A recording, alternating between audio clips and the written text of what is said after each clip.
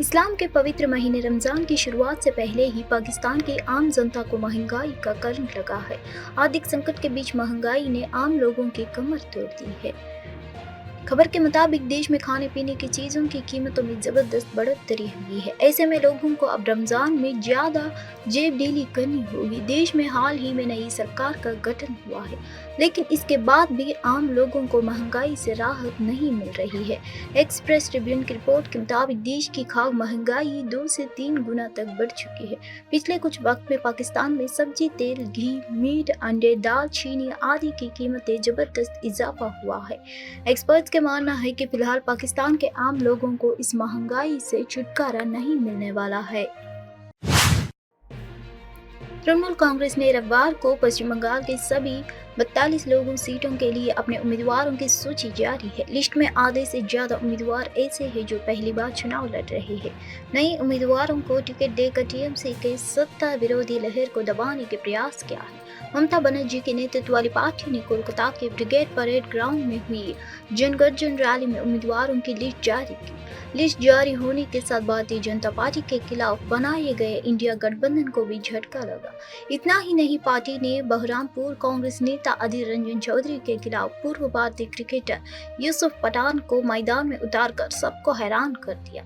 यूसुफ पठान और रचना बनर्जी के अलावा टीएमसी सूची में अन्य बड़े नामों में सयोनी घोष का नाम शामिल है, जो जादवपुर में सीट पर मिमी चक्रवर्ती की जगह लेगी।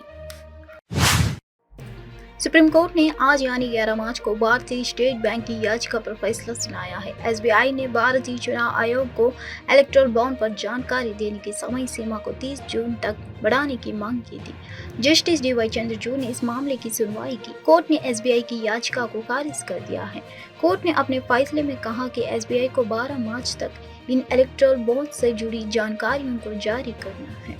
15 मार्च की शाम 5 बजे तक ईसीआई अपनी वेबसाइट पर इसे कंपाइल करके पब्लिश करेगी। हम एसबीआई को नोटिस देते हैं कि यदि एसबीआई इस आदेश में बताई गई समय सीमा के भीतर निर्देशों का पालन नहीं करता है तो कोर्ट जानबूझकर अवैध के लिए उसके खिलाफ कार्यवाही कर सकती है।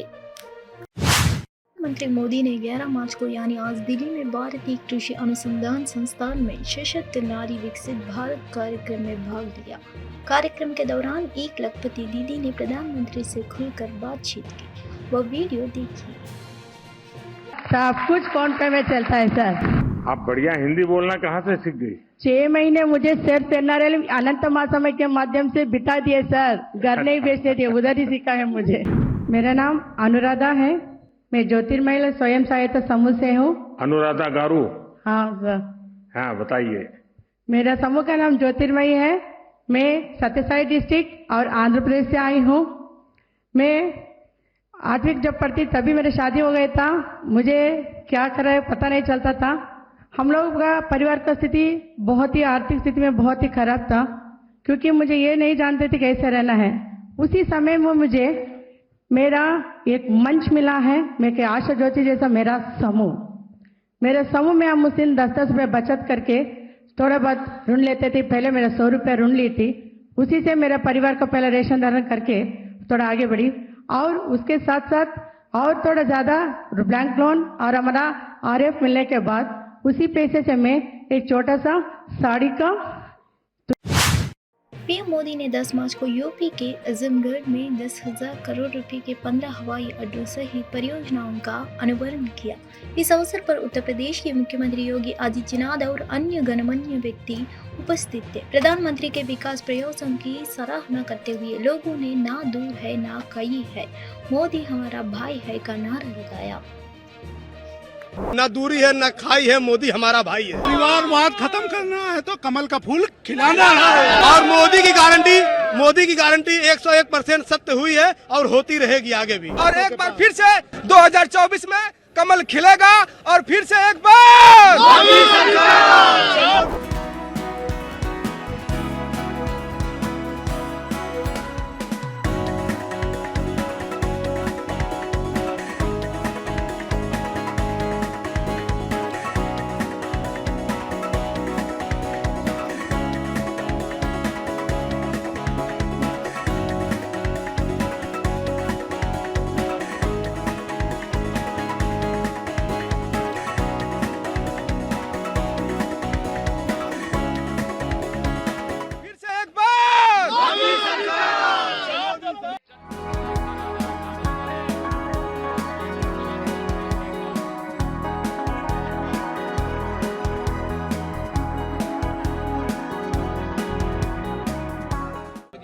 सबसे पहले हमारा नारा सारे मुस्लिमों का पूरे देश में, ना दूरी है ना खाई है, मोदी हमारा भाई है। और मोदी की गारंटी 101% सत्य हुई है और होती रहेगी आगे भी। चाहे हिंदू हो चाहे मुसलमान हो, आजमगढ़ यानी पूरे देश की जनता एक साथ फिर से एक बार मोदी सरकार बनाने के लिए कटिबद्ध हो गई है। और एक बार फिर से 2024 में कमल खिलेगा और फिर से एक बार अब की बार 400। भारतीय क्रिकेट कंट्रोल बोर्ड ने एक कैलेंडर ईयर में आईपीएल के 2 सत्र आयोजित करने पर अपने विकल्प खुले रखे हुए हैं। आईपीएल 2024 की शुरुआत 22 मार्च से होनी है और उससे पहले आईपीएल चेयरमैन अरुण धूमल ने टूर्नामेंट को 2 चरणों में कराने को लेकर बड़ा बयान दिया है। सबसे पहले भारतीय क्रिकेट टीम के पूर्व मुख्य कोच रहे रवि शास्त्री ने इस विचार को रखा था। रवि शास्त्री ने एक साल में 2 बार आईपीएल करवाने को लेकर कहा था। मुझे लगता है कि आपके पास 2 सीजन हो सकते हैं। मुझे बिल्कुल आश्चर्य नहीं है। अगर विपक्षी क्रिकेट कम हो जाता है तो आपके पास साल के आखिरी में आईपीएल का एक छोटा प्रारूप हो सकता है। यह सब संभव है क्योंकि यह पैसे और आपूर्ति और मांग से प्रेरित है। उस प्रकार के प्रारूप की मांग बढ़ी है।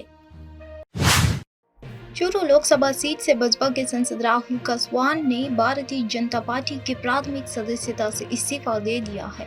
एक्स पर एक ट्वीट करते हुए कसवान ने लिखा, राम राम मेरे चूरू लोकसभा परिवार, मेरे परिवारजनों, आप सबकी भावनाओं के अनुरूप मैं सार्वजनिक जीवन का एक बड़ा फैसला लेने जा रहा हूँ। राजनीतिक कारणों के चलते आज इसी समय मैं भारतीय जनता पार्टी की प्राथमिक सदस्यता एवं संसद सदस्य पद से इस्तीफा दे रहा हूँ। कसवान ने आगे लिखा, समस्त भारतीय जनता पार्टी राष्ट्रीय अध्यक्ष श्री जेपी नड्डा जी, प्रधानमंत्री श्री नरेंद्र मोदी जी एवं श्री अमित शाह जी का आभार प्रकट करता हूँ, जिन्होंने मुझे 10 वर्ष तक चूरू लोकसभा परिवार की सेवा करने का अवसर दिया। विशेष आभार मेरे चूरू लोकसभा परिवार का, जिन्होंने मुझे सदैव बहुमूल्य साथ सहयोग और आशीर्वाद दिया। G4 देशों की ओर से भारत ने नवीनतम अंतर सरकारी वर्त में यूएनएससी सुधार पर अपना दृष्टिकोण प्रस्तुत किया और अधिक समावेशी और प्रतिनिधि सुरक्षा परिषद की वकालत की। भारत ने संयुक्त राष्ट्र सुरक्षा परिषद को अफ्रीका सहित युवा और भावी पीढ़ियों की आवाज को आगे बढ़ाने के लिए चेतावनी दी है, अन्यथा हम परिषद को विस्मृति और अप्रासंगिकता रास्ते पर भेजने का जोखिम उठा रहा है। The proposal for expansion in the non-permanent category, 2-year or longer terms, as have been proposed by some, is afflicted with the following problems. It does not empower developing countries.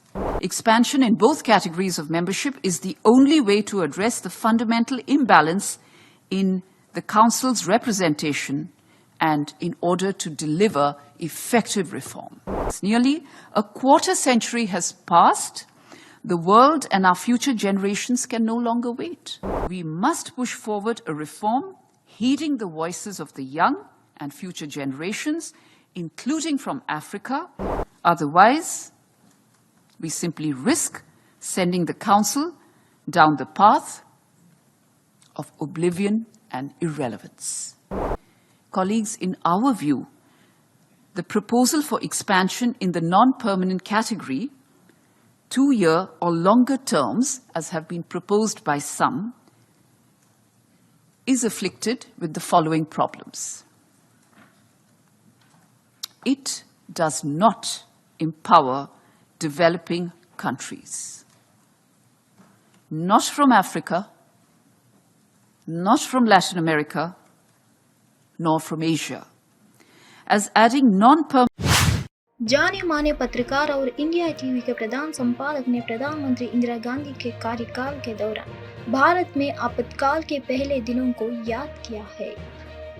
हमें नहीं मालूम था कि इमरजेंसी का मतलब क्या है। हमें इतना पता था कि रात में जयप्रकाश नारायण, अटल बिहारी वाजपेयी, लालकृष्ण आडवाणी, मोरारजी देसाई, प्रकाश सिंह बादल, सारे के सारे लीडर्स को जेल में डाल दिया। उस इलाके के जो पुलिस ऑफिसर से SHO, वो मेरे दोस्त थे। उन्होंने मुझे आके कहा कि देखो भाई पंडित जी, अपने दोस्तों को बता दो, ये हमें राइट टू शूट का ऑर्डर है और हमें कोई पूछ भी नहीं सकता। Right to shoot. Right to shoot. Arun ji बोल रहे थे तो धीरे धीरे पुलिस जीरो इन कर रही थी, क्लोज आ रही थी, और कुछ उसमें सादी वर्दी में थे और कुछ वर्दी में पुलिस वाले थे।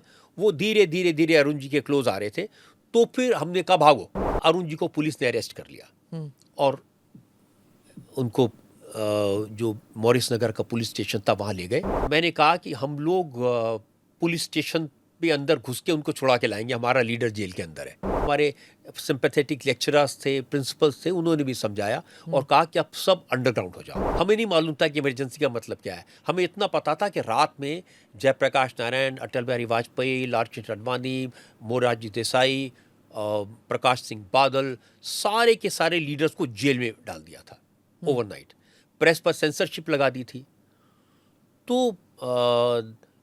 हमने कहा ठीक है, इसके खिलाफ लड़ेंगे। जब हम यूनिवर्सिटी कैंपस में जुलूस निकालने लगे तो उस इलाके के जो पुलिस ऑफिसर से SHO, वो मेरे दोस्त थे। उन्होंने मुझे आके कहा कि देखो भाई पंडित जी, अपने दोस्तों को बता दो, ये हमें राइट टू शूट का ऑर्डर है और हमें कोई पूछ भी नहीं सकता। Right to shoot. Right to shoot. Emergency का मतलब था the police had a right to shoot. 11 मार्च को यानी आज दिल्ली में सशक्त नारी विकसित भारत कार्यक्रम का आयोजन किया गया है। कार्यक्रम में प्रधानमंत्री मोदी शामिल हुए। कार्यक्रम में पीएम मोदी ने लखपति दीदियों को प्रशस्ति पत्र प्रदान किया। उन्होंने नमो ड्रोन दीदियों के बीच ड्रोन भी वितरित किए हैं।